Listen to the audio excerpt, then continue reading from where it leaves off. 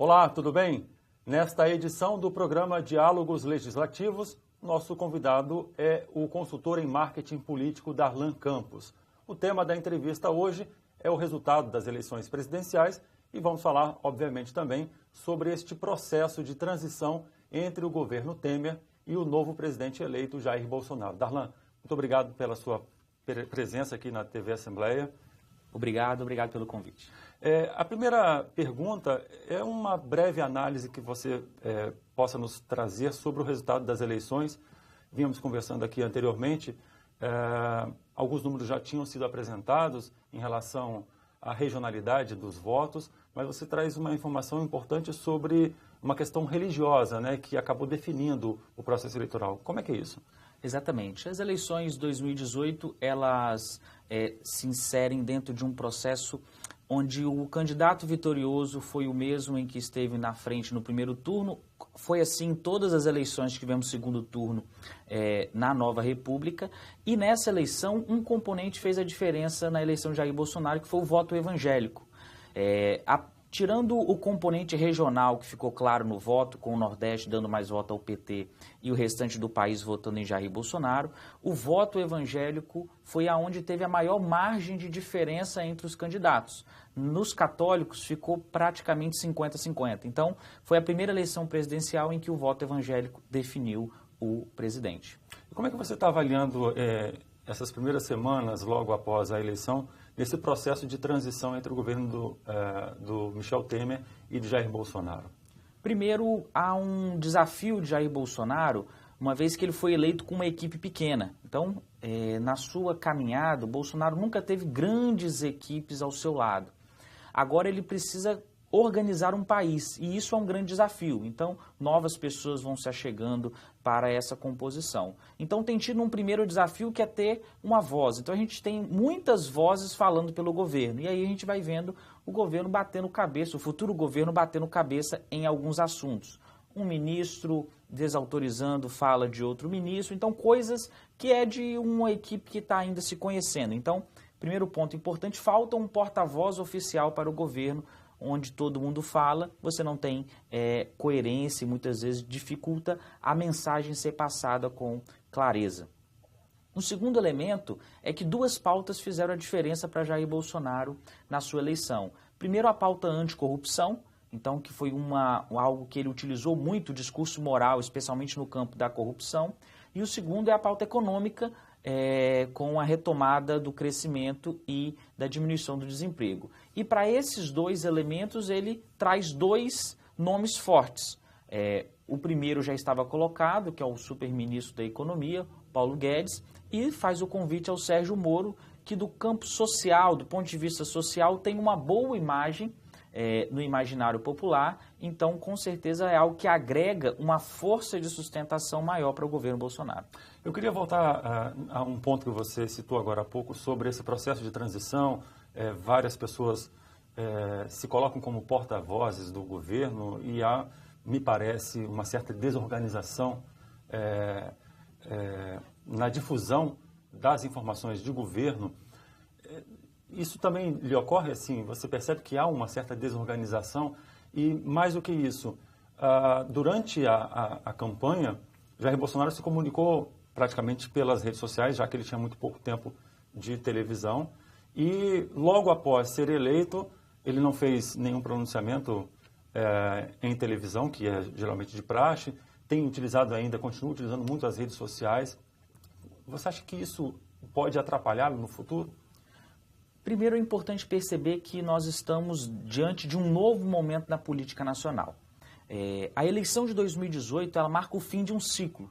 Então, o ciclo construído após a Nova República, a eleição de Collor, ela se esvai em 2018. Até agora, todos os candidatos que se colocaram na disputa, eles comungavam de uma série de fatores. Eles comungavam na perspectiva de uma crítica à ditadura militar, de uma aceitação do processo de transição democrática. Entretanto, Bolsonaro vem num processo de crítica a todos esses aspectos e inaugura um novo tempo. Junto com esse novo tempo inaugurado por Jair Bolsonaro, está também uma utilização mais direta do seu diálogo com o eleitor. Então, ao invés de ser mediado, de buscar ser mediado pelos meios de comunicação, num diálogo mais profundo, como os governos petistas fizeram nos últimos 4 governos que tiveram no poder, ele se organiza de uma outra forma e busca um contato muito mais direto e, nesse princípio, se aproximando um pouco do que o Trump faz nos Estados Unidos. Uhum.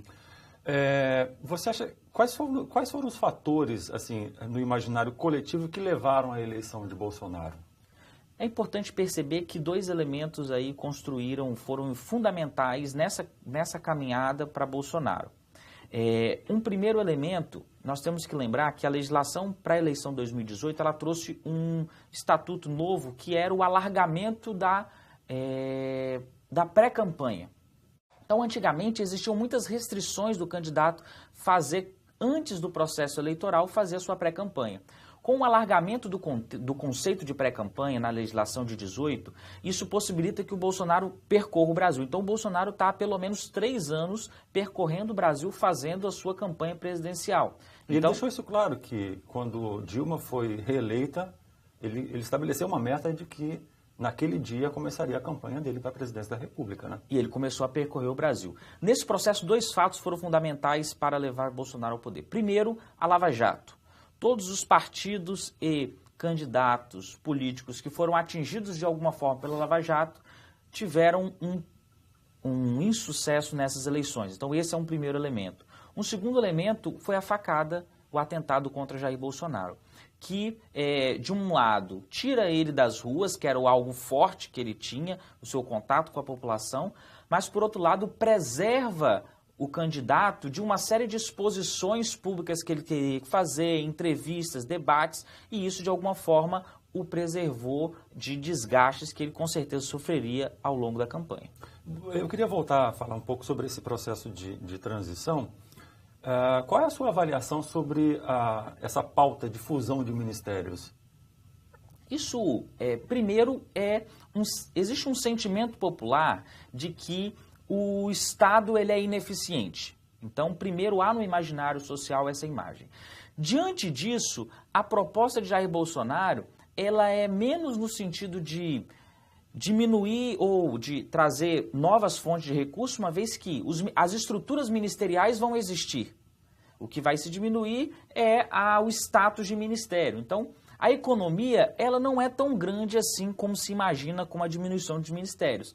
Entretanto, você atende a um anseio popular que espera um enxugamento da máquina. Então, mas isso não pode criar problemas? Desculpa a interrupção.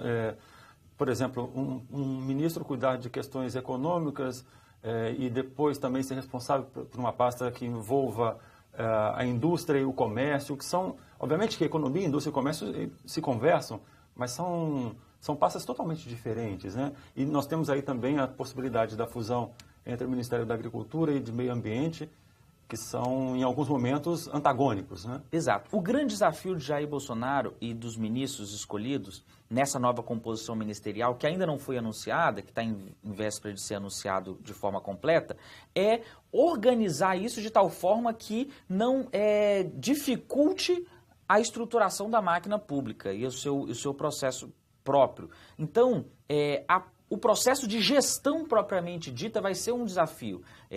Há uma tendência de haver uma concentração de competências muito grandes em determinadas pessoas, o que pode inviabilizar ou até, de alguma forma, dificultar as decisões com celeridade. Então, são desafios que ele vai ter à frente e agora nós vamos ter que aguardar, porque a última expressão que nós tivemos algo do tipo, foi com Collor, com o Super Ministério da Economia, que na época foi feito no governo Collor. Naquele momento, não teve bons resultados isso, né? Agora, Bolsonaro atende um anseio popular, nesse sentido diminui e traz 2 grandes ministros. Do ponto de vista político, nós temos que entender também que o Moro e o ministro da Economia, ele de alguma forma são escudos do Bolsonaro nesse momento. Então, se algo não der certo na economia, quem vai ser a vitrine primeiro vai ser o Paulo Guedes. Se algo não der certo na perspectiva da justiça e segurança pública, o Sérgio Moro vai ser a primeira vidraça. Então, isso também é um escudo para o próximo presidente que vai conseguir talvez aumentar um pouco o espaçamento daquele sentimento que no início de governo sempre há de benevolência, de um pouco mais de cuidado nas críticas, talvez isso aumente com 2 superministros nesse sentido. Uhum.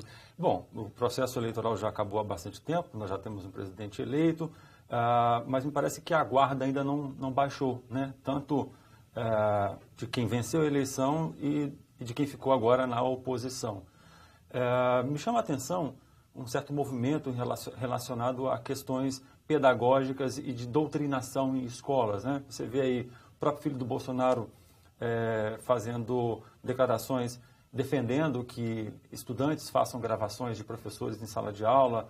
O próprio presidente eleito também fez algum comentário sobre isso. Qual é a sua avaliação sobre esse aspecto específico, né?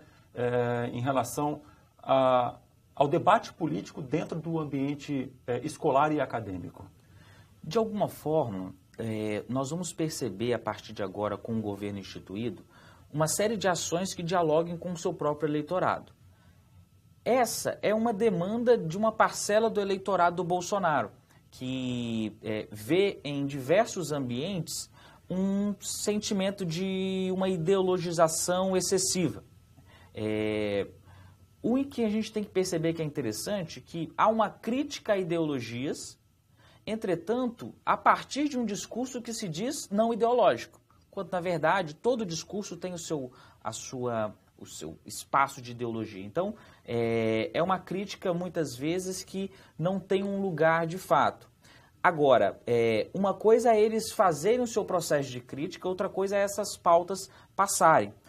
Apesar do Congresso estar mais conservador do que o Congresso anterior, nós vamos perceber que o Judiciário vai ser um espaço importante de freio e contrapeso. De mediação. Exatamente desse processo. Então tivemos, por exemplo, a Bolsonaro no Congresso Nacional, na comemoração dos 30 anos da Constituição, e na sua fala, a Procuradora-Geral da República, Raquel Dodge, faz exatamente a perspectiva, uma crítica de que a Constituição ela não é só para ser reverenciada, mas ela também precisa ser seguida e cumprida. Então, nesse processo, a gente vai perceber que o Judiciário vai ter um papel importante de mediar esses conflitos e o próprio Congresso também, ele tem um ritmo próprio, que não é o ritmo do Executivo. Então, isso também tende a ser um freio e contrapeso nessa nova dinâmica política. Ok. Mais um minuto, eu queria a sua avaliação, observação de como vai ser o comportamento